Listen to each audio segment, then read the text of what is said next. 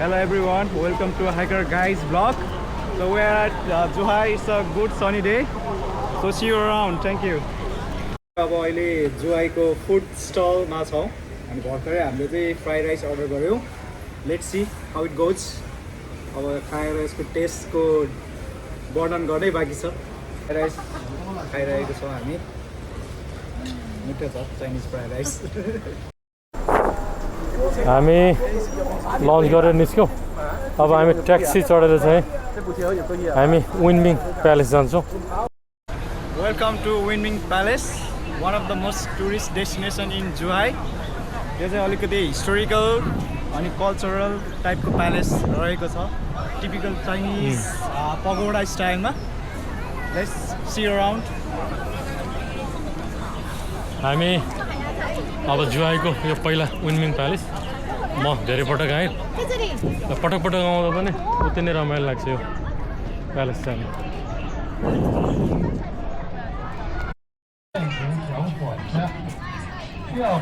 यो club car जस्तो सानो रेल जस्तो यो चाहिँ स्पेसल टुरको लागि.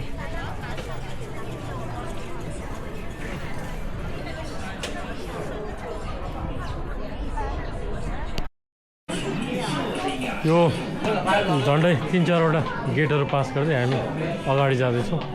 त्यहाँ चाहिँ लेक छ, माथि केबल कार देखिँदैछ.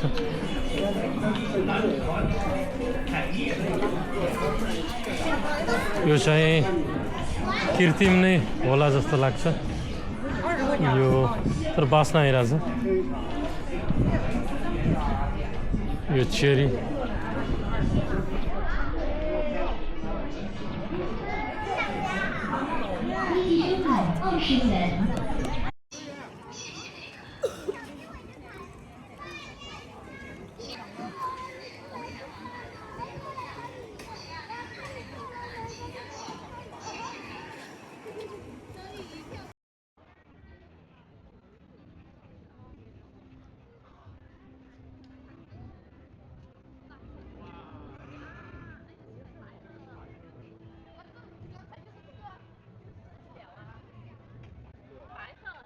मन नै शान्त पार्ने होइन त यो तलाउले.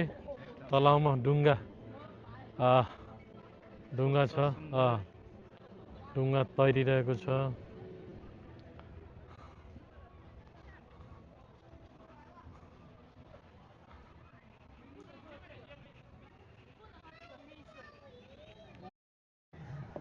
हामी यो विन्मिङ प्यालेसको साइडमा रहेको यो युरोपियन प्यालेसतिर जाँदैछौँ. यो चाहिँ मेरो फर्स्ट हो यतातिर, यो साइडमा विन्मिङ प्यालेस आएको, तर यो साइडमा चाहिँ आएको थिएन.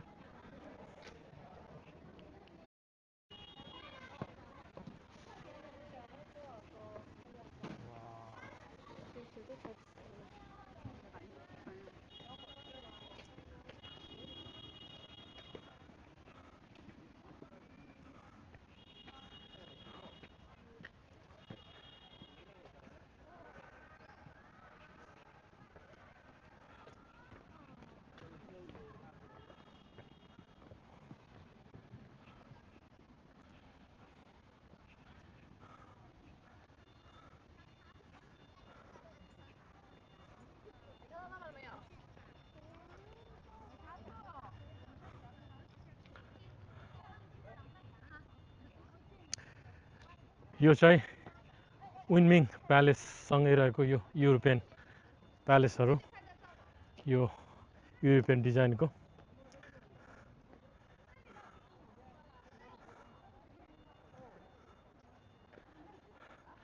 यहाँ चाहिँ आकर्षक यो लेडी स्ट्याचु जस्तो बनाएको छ, एकदमै डेकोरेट गरेर.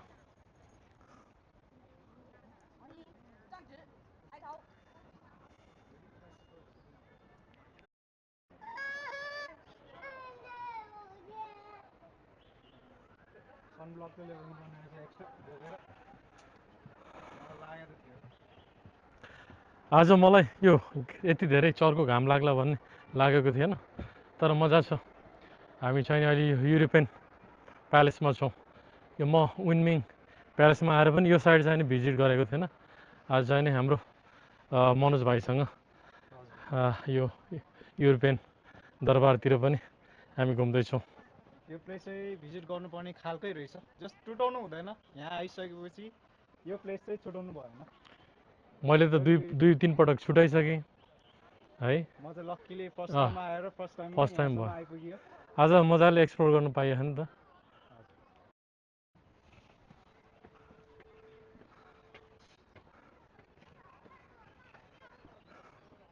हामी एकदमै क्लोजअपमा छौँ यो युरोपियन प्यालेसको। प्यालेस चाहिँ बन्द छ।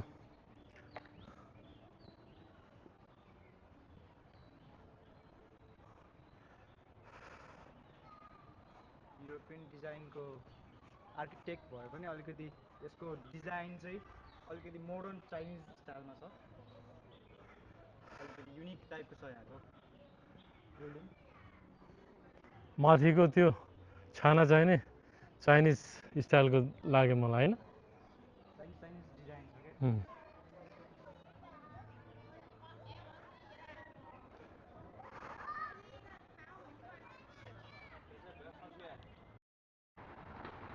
यो युरोपियन प्यालेसको चाहिँ नि अगाडि फ्रन्ट फेस।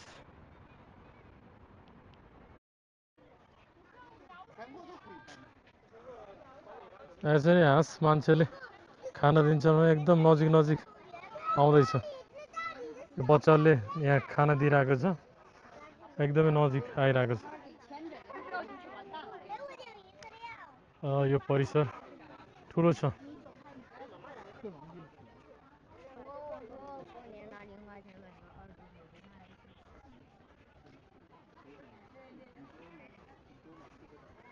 म चाहिँ नि यतिखेर एक्लै एक्सप्लोर गर्दैछु।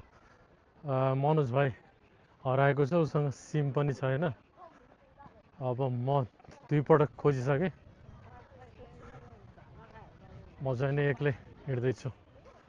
सायद फर्किने बेला एक्जिटमा भेटिन्छ होला।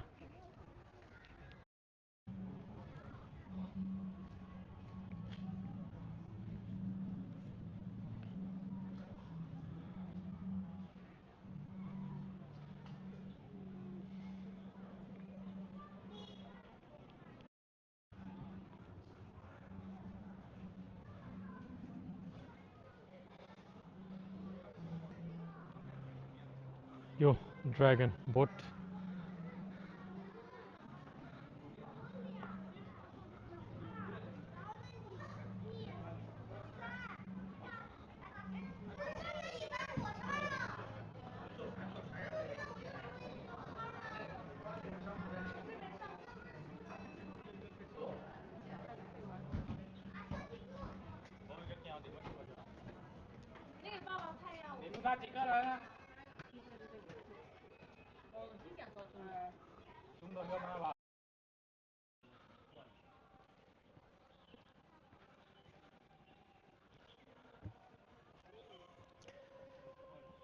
यो उनमिङ प्यालेस माथि यो केबल कार नजिकै रहेको यो सिमसार क्षेत्र वेटल्यान्ड सानो लेक छ।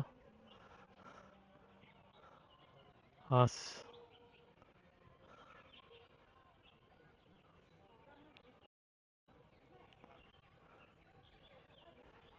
यो माथि पुरै हाइकिङ ट्रेल छ।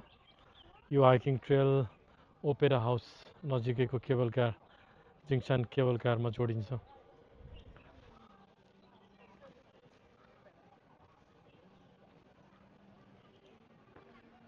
यो चाहिँ लेक, यो ताल।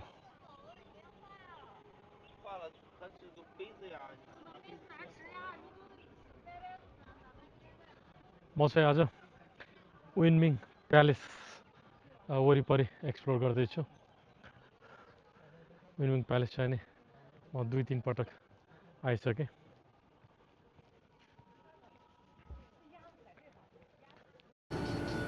यो चाहिँ उनमिङ प्यालेस माथि रहेको केबल कार। यो केबल कार के माथि डाँडामा जान्छ, त्यहाँ हाइकिङ ट्रेल छ। त्यो हाइकिङ ट्रेल चाहिँ नि यो अर्को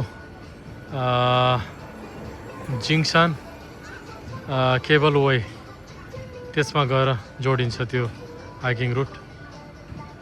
यो केबल कारका डिब्बाहरू धेरै खाली छ। एउटा सानो भ्यू पोइन्ट छ माथि।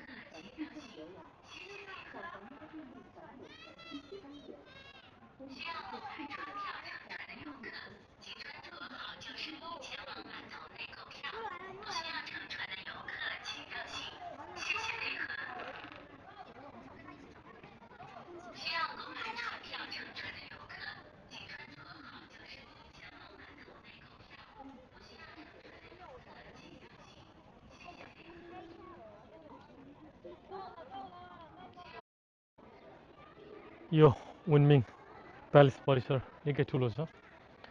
म चाहिँ नि अझै यहाँ घुम्दैछु।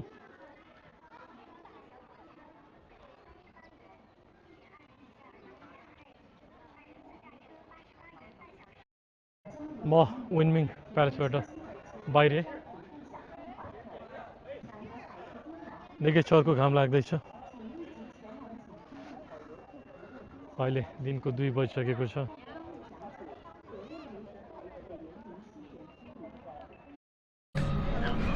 हामी यतिखेर ओपेरा हाउसमा छौँ। ओपेरा हाउस विन्मिङ प्यालेस पछाडि यहाँ ओपेरा हाउस आइपुग्यो। अहिले फेरि एकदम बादल लागेको छ।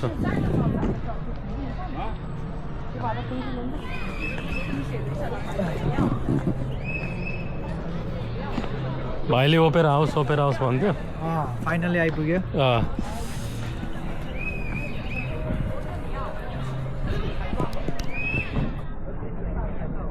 So this is Opera House on our behind.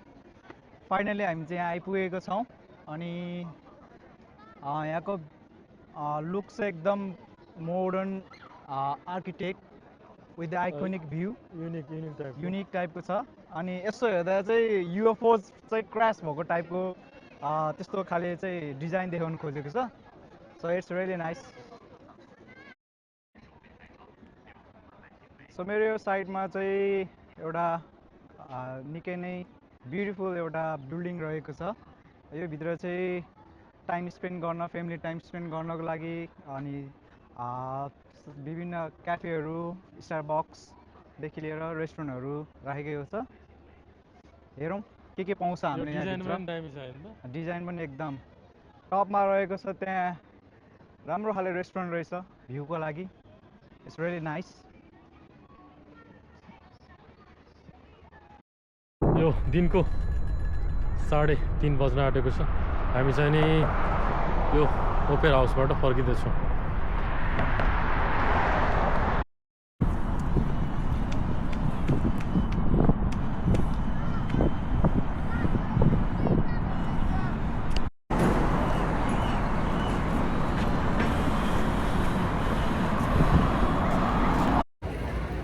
आज हामीले जुहाईको विन्मिङ प्यालेस र अर्को ओपेरा हाउस आज 2टा ठाउँ भिजिट भयो। र आज फेरि अब साँझ पर्न लाग्यो। हामी चाहिँ अब गोन्बे पोर्टमा छौँ र हामी फर्किन्छौँ अब मकाउ।